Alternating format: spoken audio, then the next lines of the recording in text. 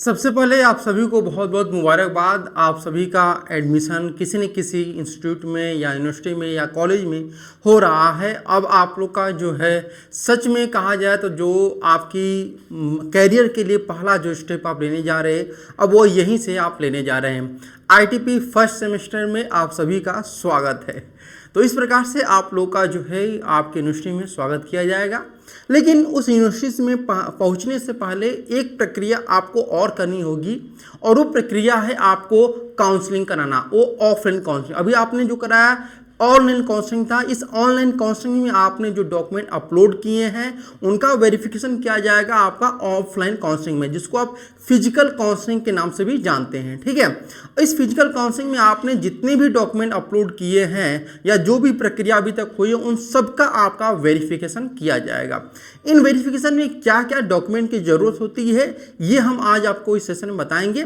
उससे पहले एक बात ध्यान रखिएगा कि अगर आपने ऑनलाइन फी पेमेंट कर दिया है किसी भी इंस्टीट्यूट का, तो ये मान चलिए कि आपका एडमिशन वहाँ पे कंफर्म है। 1% स्टूडेंट ही ऐसे होते हैं जिनका एडमिशन जो है फिजिकल काउंसलिंग में कैंसिल होता है। बाकी बहुत रेयर केस में आपका एडमिशन कैंसिल होता है। तो वो रेयर केस क्या होगा वो भी मैं आपको इस वीडियो में बताने जा रहा हूं। तो सबसे पहले यहाँ पे ध्यान रखिए कि आपको जो यहाँ पर है क्या क्या डॉक्यूमेंट आपको अपने पास रखने हैं। ठीक है, तो देखिए सबसे पहले आपके पास 10th का रिजल्ट होना चाहिए। एक बात ध्यान रखिएगा कि 10th का जो रिजल्ट रहेगा मैं यहाँ पे जो भी चीज़ें बताऊंगा एक बात ध्यान रखिएगा कि आपका ये ओरिजिनल होना चाहिए। ठीक है, ओरिजिनल, ठीक है, प्लस आपका एक कॉपी जो है आपका जीरोक्स होना चाहिए। एक कॉपी जो है आपका क्या होना चाहिए, जीरोक्स आपका होना चाहिए। ठीक है, तो ये चीज़ें आप ध्यान रखिएगा सभी का, जितने भी मैं आपको डॉक्यूमेंट बताऊंगा।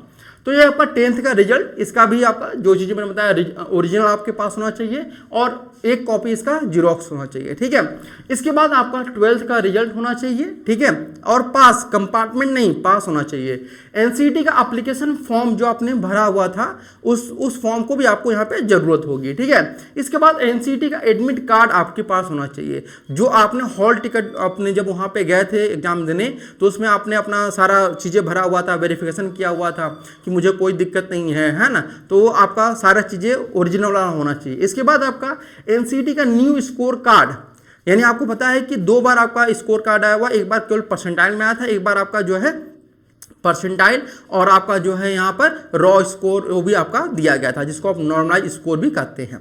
तो वो भी आपका था, तो नॉर्मलाइज स्कोर जिसमें मेंशन है वो आपको लेके जाना है, ये बात ध्यान रखिए।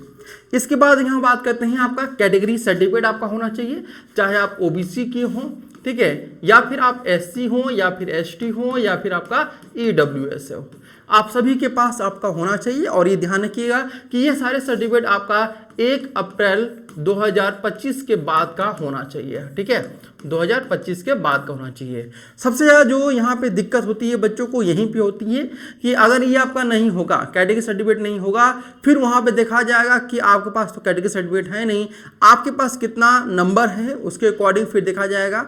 तो सबसे ज़्यादा जो मोस्ट प्रोबेबिलिटी ये चांस होता है जिनका कि एडमिशन कैंसिल हो वो यही होता है, कैटेगरी सर्टिफिकेट। बट यहाँ भी यूनिवर्सिटी आपको टाइम देती है, 1 महीने 2 महीने का टाइम देती है। आप यूनिवर्सिटी इतना मतलब कठोर नहीं होती है, वो दयालु होती हैं। ठीक है, आपको टाइम हर चीज़ के लिए मिलेगा, ये बात ध्यान रखिएगा। बट आप अपनी तरफ से सारी चीज़ें क्लियर करके जाइएगा। इसके बाद है आपका इनकम सर्टिफिकेट आपके पास होना चाहिए, क्योंकि बहुत सारी यूनिवर्सिटी ऐसी हैं जहाँ पर जो आपकी इनकम थी उसके बेस पे आपका फ़ी में जो है वो कंसेशन किया गया था। इसके बाद डोमिसाइल सर्टिफिकेट, बहुत सारे ऐसे आपने देखा होगा मेरिट लिस्ट जहाँ पे होम स्टेट और अदर स्टेट का अलग अलग मेरिट आया था, तो ऐसी यूनिवर्सिटी के लिए आपका डोमिसाइल जरूरी है। जैसे दिल्ली वालों के लिए तो बिल्कुल कन्फर्म है कि आपको अगर दिल्ली के हैं तो आपको होना ही चाहिए। इसके बाद गैप ईयर सर्टिफिकेट ये होना चाहिए। अगर आपका 2025 के बाद अगर पहले आपने पास किया हुआ 2024 में या फिर 2023 में पास किया है तो उस कंडीशन में आपके पास गैप सर्टिफिकेट होना चाहिए। इसके बाद सीसी, टीसी और माइग्रेशन सर्टिफिकेट, ये तीनों आपके पास होना चाहिए। अगर इनकेस नहीं भी है आपके पास तो आप इसके जगह पे जो है आपको पता है क्या लगाना है, आपको मैं आगे बताऊंगा भी। ठीक है, आगे बढ़ते हैं यहाँ पे। तो इसके बाद है डिसेबिलिटी सर्टिफिकेट, जिसको आप लोग पीडब्ल्यूडी सर्टिफिकेट के नाम से जानते हैं। अगर आप दिव्यांग बच्चे हैं तो ये आपके पास होना चाहिए। और ये आप बात ध्यान रखिएगा कि ये सीएमओ लेवल का होना चाहिए। ठीक है, CMO लेवल का आपका होना चाहिए। इसके बाद अंडरटेकिंग फॉर्म, ये इसी की मैं बात कर रहा था, अगर आपके पास TC CC और मैगजीन सर्टिफिकेट नहीं है तो उस कंडीशन में आप अंडरटेकिंग लगा सकते हैं, ठीक है। इसके बाद है आपका डिक्लेरेशन फॉर्म, जिसको आप एंटी रैगिंग फॉर्म भी बोलते हैं, ठीक है। ये दोनों ही फॉर्म जो आप देख रहे हैं, ये दोनों फॉर्म आपको जो है कहाँ मिलेगा, जिस यूनिवर्सिटी में आप जाएंगे हर यूनिवर्सिटी का अपना अपना जो है कह सकते हैं कि अंडरटेकिंग फॉर्म और डिक्लेरेशन फॉर्म बना हुआ है, तो उनसे आप डाउनलोड भी कर सकते हैं, या फिर आज मैं आप लोग को मोस्टली 2 से 3 दिनों के बीच में सारे यूनिवर्सिटी की जो अंडरटेकिंग फॉर्म और डिक्लेरेशन फॉर्म है आपको हमारे प्रिस्टाइन क्लासेस का जो टेलीग्राम चैनल है वहाँ पे अपलोड कर देंगे, ठीक है।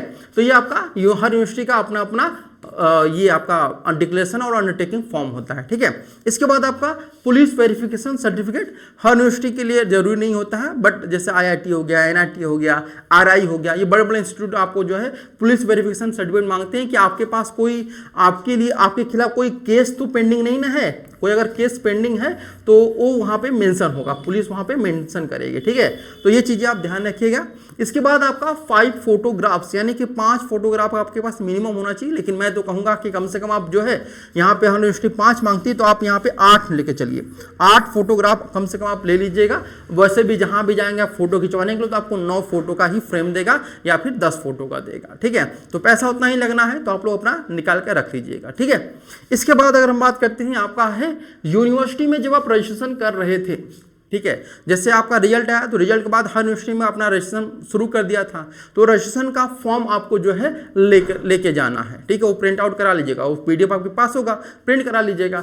और जब आप यूनिवर्सिटी का रजिस्ट्रेशन कर रहे थे तो उसकी फी रिसिप्ट भी, जैसे किसी यूनिवर्सिटी में 200 है, ठीक है, किसी यूनिवर्सिटी में 0 फीस है, तो 0 वालों के लिए तो कोई जरूरी नहीं है, बट जहाँ पे फी लग रहा था उसका फी रिसिप्ट आपको चाहिए। जहाँ पर गूगल फॉर्म भरा रहा था उस पर आपको फी रिसिप्ट की जरूरत नहीं होगी, लेकिन जहाँ पे बाकायदा पोर्टल के द्वारा फॉर्म भराया जा रहा था, आपका पैसा कट रहा, तो वहाँ पे आपको जरूरत पड़ेगी, ठीक है। इसके बाद university first semester fee payment receipt, यानी कि आप जैसे आप एडमिशन लेने जा रहे हैं तो आपका फर्स्ट सेमेस्टर की जो फीस लगा है वो आपको लेके जाना है, जिसमें आपका हॉस्टल फीस वगैरह वो मेंशन रहेगा, ठीक है, वो भी मेंशन होना चाहिए। तो अगर आपका हॉस्टल फीस और ट्यूशन फीस अलग अलग है तो 2 आपको सर्टिफिकेट 2 रिसिप्ट आपका फी रिसिप्ट लेके जाना है। इसके बाद मेडिकल सर्टिफिकेट भी आपको बनाना है, या आप किसी भी सरकारी अस्पताल में चले जाएंगे तो 1 रुपये का आपका पर्चा कटेगा और आप जाकर अपना मेडिकल बनवा सकते हैं, ठीक है। तो ये अभी आप लोग बनवा दीजिएगा, ये नॉर्मली हर यूनिवर्सिटी में नहीं मांगा था, बट कुछ यूनिवर्सिटी में ये डिमांड की जाती है, ठीक है। तो ये बात ध्यान रखिएगा। ये सारी आपके जो डॉक्यूमेंट है ये मैंने आपको बता दिया है। एक बात और यहाँ पे बताना चाहते हैं, चूंकि आप लोग जो है अपना फर्स्ट सेमेस्टर यहाँ पे शुरू करेंगे, ठीक है, फर्स्ट सेमेस्टर आप लोग यहाँ पे शुरू करेंगे, तो इस बार प्रिस्टाइन क्लासेस की तरफ से फर्स्ट सेमेस्टर के स्टूडेंट के लिए, चूंकि आप लोग नए रहेंगे, तो पूरी गाइडेंस प्रोवाइड कराया जाए कि क्या सिलेबस रहेगा, कैसे पढ़ाई करना है, क्या माहौल है, क्या चीज़ें आपको वहाँ पे करनी है, सारी चीज़ें आपको प्रोवाइड कराई जाएगी। तो आप लोग चैनल पर बने रहिएगा, ऐसा नहीं कि इंटरेंस खत्म हो गया तो आप लोग चैनल से अलविदा कर दीजिए, आप लोग बने रहिएगा जब तक आपका सेमेस्टर 1 खत्म नहीं हो जाता है। सेमेस्टर 1 के बाद आपको जो इच्छा, आप चैनल को छोड़ना चाहते हैं छोड़ सकते हैं, बने रहना चाहते हैं तो बने रह सकते हैं, ठीक है। तो ये है आपका फर्स्ट सेमेस्टर का सारी चीज़ें आप लोग को हम लोग अपडेट भी देते रहेंगे, ठीक है। तो इसी तरह आप लोग अपनी जर्नी आगे बढ़ाइए। हमारी शुभकामनाएं और प्रिस्टाइन क्लासेस पूरी टीम की शुभकामनाएं आप सभी के साथ है।